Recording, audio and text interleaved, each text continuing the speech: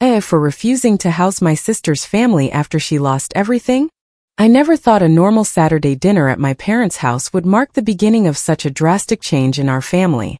But there I was, sitting at the usual table, the oak one my mom cares for as if it were a family heirloom. That's when my older sister dropped the bomb. "I've made up my mind," Ashley said with a smile so wide it barely fit on her face. "I'm going to sell the condo." I froze, my fork halfway to my mouth. "Which condo?" Kevin, her husband, nodded as if he were presenting a project in a board meeting. "The one in Lincoln Park is perfect for raising capital. We're going to open our own Italian restaurant." I almost choked on my mashed potatoes. That condo was no small thing. It was a luxury 3-bedroom unit, the one my grandmother, Eleanor, left to Ashley in her will. A doorman, an elevator, a gym, the kind of place you show off to guests. And Ashley was talking about it as if she were selling a used car. My mom, Carol, clasped her hands excitedly. My dad, Frank, sat up straighter in his chair, beaming with pride. "How wonderful, honey," my mom said, always so encouraging. "That's it, sweetheart," my dad added. "You've got vision." Kevin spoke with his fork in hand, completely confident. "I know Italian cuisine, and Ashley has experience in restaurants. We're more than ready." I saw the 4 of them so fired up, so convinced, that I got that same discomfort I feel when someone gets on a motorcycle without a helmet and still laughs. I get paid to look at numbers. I'm a finance manager. It is not that I want to be a party pooper. It is just that my head goes straight to the practical side of things. "Have you calculated the risks?" I asked, trying not to sound like a downer. "It might be better to get a business loan and not sell the only major asset you have." Ashley rolled her eyes. "There goes Claire again. Do you even have a business plan on paper?" Pressed on. I glanced over at the living room. 5-year-old Tyler and 2-year-old Emily were on the rug, playing with their toys in their own little world. They had 2 small children. If things went wrong, buying another condo like that would not be easy. Ashley let out a little laugh. "You don't get it at all. Things are moving right now. If you don't take the leap, you don't move forward. You're always waiting for life to give you permission. But your restaurant experience." I started, then remembered the reality. Ashley had worked for a few months in a place doing back office tasks, and then she got pregnant with Tyler. It was brief. "Ugh, you're such a buzzkill," she said, throwing her hands up. "You're so boring, Claire. That is why you're still single. You never take risks." I fell silent. I pushed the food around with my fork, watching them build this whole fantasy. They talked about success, about lines out the door, and about glowing reviews. They acted as if failure didn't exist, as if there were no bills, rent, payroll, or taxes. That night, when I got back to my house, which was actually my grandmother's house, the usual thing happened. Reality hit me as soon as I opened the door. It smelled of old wood and that specific lemon polish Eleanor used. The living room was still the same, with her furniture, her little figurines, and her floor lamp that barely lit up anymore. My grandmother had been gone for 3 years, and yet in that house it was as if she were still there. I sat for a while and remembered her last days, the way she divided everything between Ashley and me. Ashley practically moved into the hospital, glued to the bedside, talking on and on about how perfect the Lincoln Park condo was for her family. I remember Eleanor looking at me with a look of pity, squeezing my hand with what little strength she had left. "You've always been practical just like me," she told me that time. "This house isn't fancy, but it's paid off and it's full of life. You'll know how to take care of it." At the time I took it as a comfort. Over time I realized it was a warning, because with Ashley history was repeating itself. Memories of when we were girls came flooding back.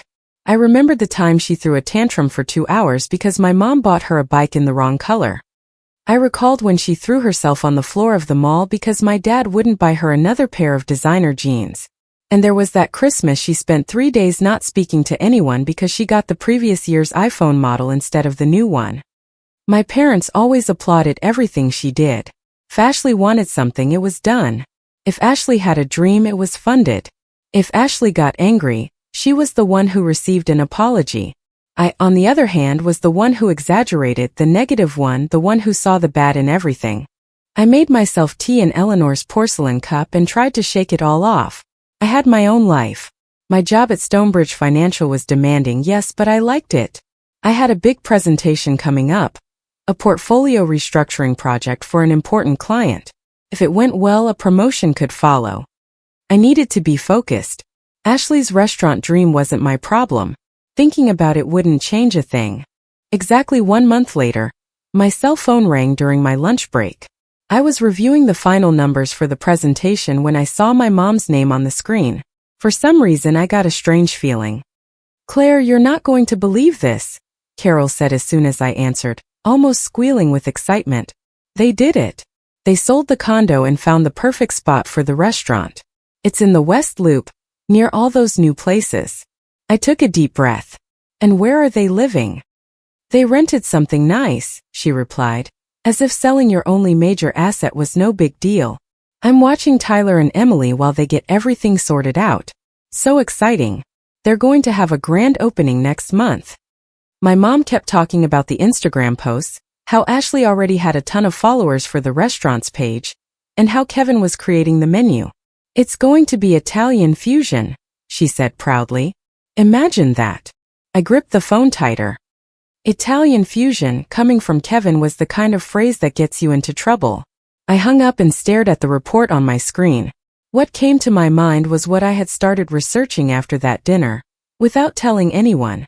Restaurants that close within the first year. Grim numbers, familiar stories. 2 months later, the invitation arrived. It did not come by text like a normal person would send, but through Instagram. A design with gold lettering announced the grand opening of Bella Vita. It looked professional, I will give them that. That Saturday, I arrived at the location in the West Loop, and to my surprise, it was beautiful. Warm lamps, pots with herbs in the windows, dark wood tables, exposed brick walls, and hanging string lights. Everything was designed for people to take pictures and show off. "Claire, you came just like that?" Ashley ran toward me in a dress that easily cost more than my electricity bill for a whole year. She kissed my cheeks and nearly spilled the glass of sparkling wine she was holding. "I knew you wouldn't let me down." The place was packed.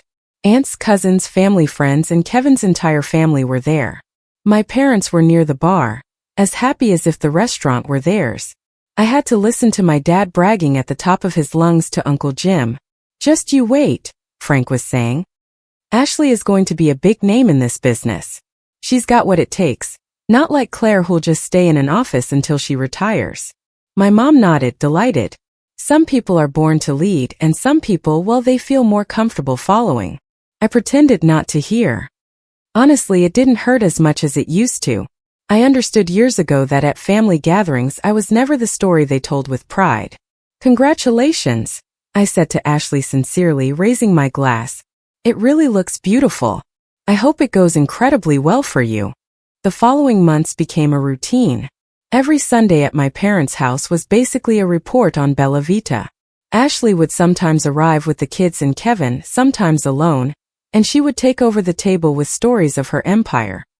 "That's my girl," my dad would say, puffing out his chest. "I always knew she had it in her blood." My mom would finish it off with a glance in my direction. "Not everyone has that kind of hunger." Ashley would smile at me from across the table. That little smirk said, "I won again." It was the same one she had as a child when she got her way. One night, the conversation finally turned to what mattered. "So, how are the numbers?" I asked as casually as asking the time. "Are you hitting your projections?" Ashley's smile faltered for just a second, but I saw it. "Well, you know," she said quickly, waving her hand. "The first few months are about toughing it out. We're building a clientele. We're almost there. Any moment now we'll break even, and then the profits will start rolling in." Her tone reminded me of the Ashley from high school, who swore she was doing great until she failed 3 subjects. I said nothing. I poured myself more water and continued eating my mom's roast beef. And then came the next twist, almost a year after the grand opening. On a sticky hot Sunday after lunch, when my dad was already telling the same joke for the 1,000th time, Ashley cleared her throat and took Kevin's hand. "We have some news," she announced, beaming. "I'm pregnant. Baby number 3 is on the way." My mom burst into tears of joy. My dad started talking about another grandchild to spoil. Kevin smiled as if he'd just won an award. Tyler and Emily jumped around shouting, "Baby! Baby!"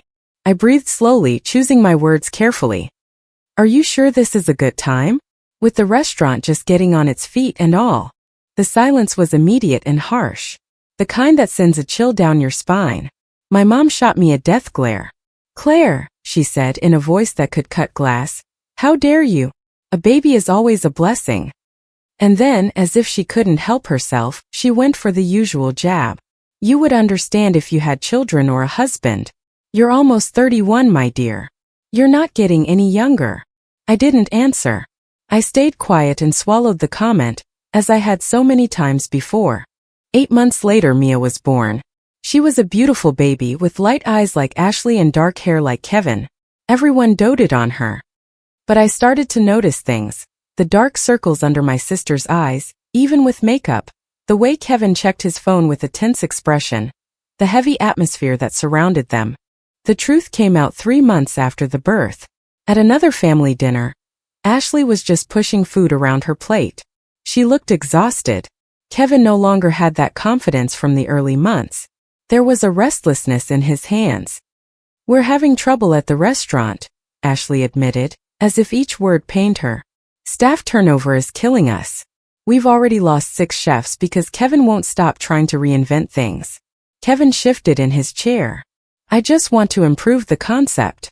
Ashley took a shaky breath. "We had to take out a small business loan from the bank to keep it afloat.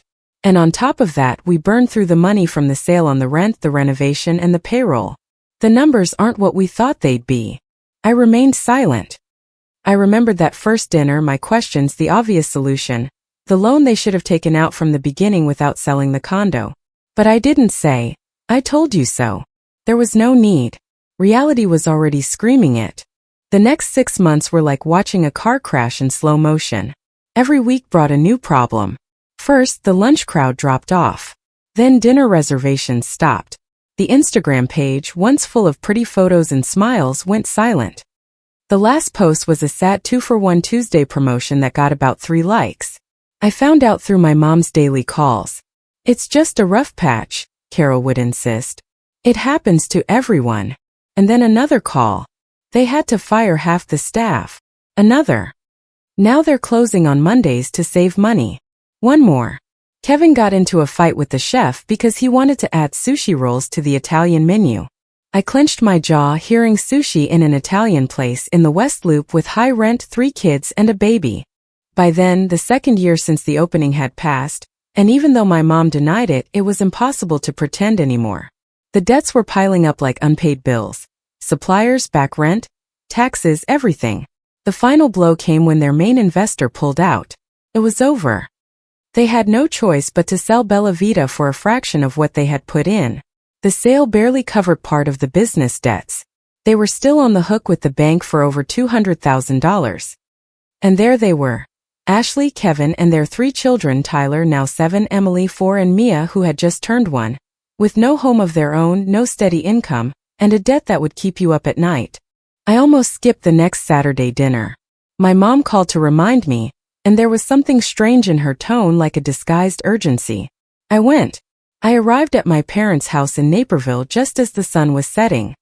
Between the slow traffic on the highway and the winding suburban streets, it took me almost an hour and a half. From the moment I opened the door, I felt the weird vibe. My mom and dad were sitting up straight, as if waiting for a verdict. Ashley and Kevin were there too. The kids were quiet in a corner with their tablets, which was extremely rare for them.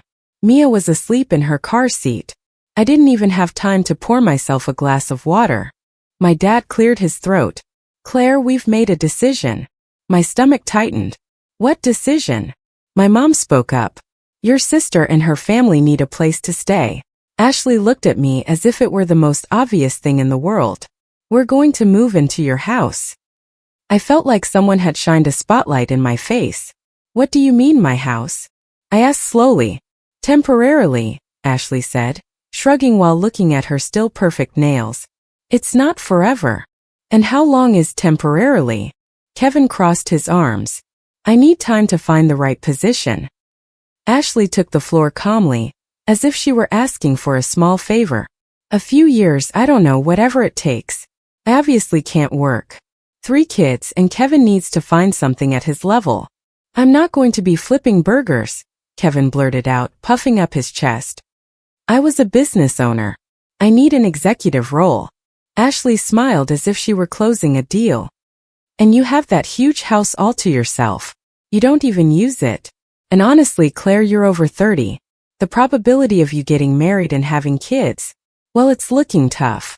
You live for your job. That is when I froze. Not because of the request, but because of the ease with which she threw it in my face. And the worst part was seeing my parents nodding along, as if the fact that I was single and worked a lot automatically made me their rescue plan. I pushed my chair back and stood up.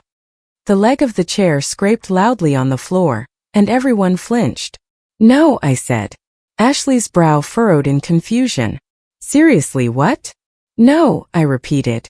You are not moving into my house. Not for a few years, not for a few months, not at all. The silence was so heavy you could hear the ticking of the old clock in the kitchen. Tyler and Emily looked up. Mia stirred a little in her carrier. And then they exploded. How dare you? My mom screamed, her face red with anger. They are your family, your blood. My children are going to be homeless because of you. Ashley shrieked, already crying, as if I had taken something from her. My dad slammed his hand on the table. I never thought I raised such a cold-hearted daughter. Aren't you ashamed? What will your aunts and uncles say when they find out? You've always been jealous of her, my dad added, as if that explained everything. Kevin went to Ashley, hugging her. You're probably happy we failed. I let them talk. I watched them in their anger, in their drama.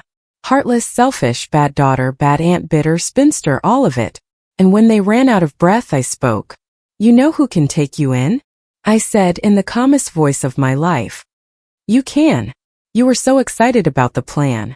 You applauded when they sold the condo, and you told them it was a wonderful idea. Well, now it's time to support them for real. My mom opened her mouth, but nothing came out. My dad started with, but it's small here. But I cut him off. I warned you, I continued. I told you selling the condo was a risk. I told you that without a plan, without numbers, it was madness. You didn't listen to me. And now that it turned out exactly how it was bound to, you want me to fix everything. I put on my jacket calmly, as if I were leaving the office. You all made your decisions, all of you, and now you're facing the consequences. I walked out, closing the door behind me while they were still shouting inside. In the car, I could still hear their voices through the window. The harassment began within hours. First came the text from my mom. How can you sleep knowing your nieces and nephew could be on the street? Then came the voice messages from my dad talking about obligation, family, and what people would say. Ashley went back and forth. One day she was crying, saying, Please, Claire, don't be like this. The next day she was insulting me. Kevin sent super long texts, the kind you don't even read all the way through, about how I was destroying his children's future. I blocked them all within a week. They switched to email, then social media. Then they started sending others. Aunt Susan called to tell me I was breaking my mother's heart. My cousin, Rachel, sent me an endless message on Facebook about karma. Uncle Jim showed up outside my building one day, literally, because my mom gave him my address. He came to give me a lecture on family values as if he paid my bills. I held my ground. I focused on my work and the silence of my house. But I am not naive. I know my family. They weren't going to take no for an answer that easily. That is why, the day after that dinner, I called a locksmith. I changed the locks, installed an alarm system with an app, and had cameras put up. It cost me about $1,000, but with the house paid off and my salary, it was either that or live in fear. Sure enough, one Wednesday, coming home from work late at night in that drizzling rain that dirties your windshield, I saw something that looked like a joke. Ashley, Kevin, and the kids were at my front door, sitting among suitcases, boxes, and bags. Tyler was sitting on a large suitcase, looking bored. Emily was crying. Mia was fussing in her carrier. Kevin was jiggling the doorknob, trying to insert a key that, from the look on his face, was surely the copy my mom had for emergencies. I parked on the street in front of my driveway and got out. A nervous laugh escaped me out of pure disbelief. They all turned at the same time. What's so funny? Kevin growled, without stopping his efforts with the key. This, I said, taking a deep breath. Did you really think I wouldn't change the locks after what happened on Saturday? Ashley stepped forward, her face twisted with rage. You can't just leave us here. We're your family. You're trespassing on my property, I corrected her calmly. And if you don't leave right now, I'm calling the police. I took out my phone and held it up for them to see. I already had the number dialed. You wouldn't dare, Kevin spat, taking a step toward me. I showed him the screen, my finger hovering over the call button. Try me. They stared at me, searching for a crack, a hesitation, a hint of guilt. They found nothing. Ashley broke down. But this time she cried for real, not her usual drama. She started desperately gathering their things. Kevin helped her push the suitcases, muttering under his breath. The kids just looked tired and confused, as if they didn't understand why the adults were playing this game. The next day I asked for a personal day at work. It was the first time in 3 years I had done so without being sick. And I spent the day looking for apartments. Not for me but for them. I went to see several. Some were dirty and others were ridiculously expensive. At some, the landlord didn't even try to hide his distrust when he heard 3 children. Finally, I found a decent 3-bedroom place in a solid working-class neighborhood, on a quiet street, near an elementary school and a small park. The building was old with no luxuries, but it was clean and well-maintained. The landlord hesitated, as was normal. They had no one to vouch for them and no proof of income. I'll pay 6 months of rent in advance, I told him, and I'll co-sign the lease. That settled it for him. It was $2,000 a month. $12,000 of my savings gone, just like that. Stung. But I thought of Tyler, Emily, and Mia, and I knew I couldn't turn a deaf ear to them. The next morning, I drove to my parents' house. It was early, one of those Saturdays before the traffic gets really bad. I knew they would be there. They always had breakfast together. When I walked in, everyone fell silent. My mom almost dropped a plate of pancakes. My dad clutched his newspaper as if it were causing him pain. I took out a set of keys and a folder and placed them on the table. Here it is, I said. A 3-bedroom apartment. Good neighborhood, near a primary school. I paid 6 months of rent in advance. Ashley stared at the keys as if they were going to bite her. Kevin didn't even look up from his phone. The lease starts today, I continued. The landlord knows you have 3 children. There is a little park around the corner, and the building is secure. I turned to Kevin directly. You have 6 months to find a job. Any job. Pride doesn't pay the electricity bill or buy diapers. When the advance runs out, you either renew with your own money or you move. This is the only help I'm going to give. No one spoke. Tyler and Emily weren't even fighting over the syrup anymore. They were looking at me with wide eyes, as if someone had finally said something that made sense. And that's it. Ashley blurted out, bitter. You think throwing money at us makes up for turning your back on us? I looked at her, really looked at her. That spoiled little girl, that teenager who always won, was now an equally spoiled adult. Only now life wasn't applauding her. No, I answered her calmly. Money doesn't make up for anything. It is just the right thing to do for the children. What you do after this is your decision. My mom opened her mouth, ready for another lecture on duty, but I held up a hand. I'm done, I said. I helped because those kids deserve a stable place to live. But I will not continue to enable this way of life. You made your choices. Now it's up to you to sustain them. I left without waiting for a response. I drove to my house, to Eleanor's house, and the silence felt like a relief. I wasn't happy about the disaster or the money I'd spent, but I felt one thing clearly. They weren't going to break me so easily anymore.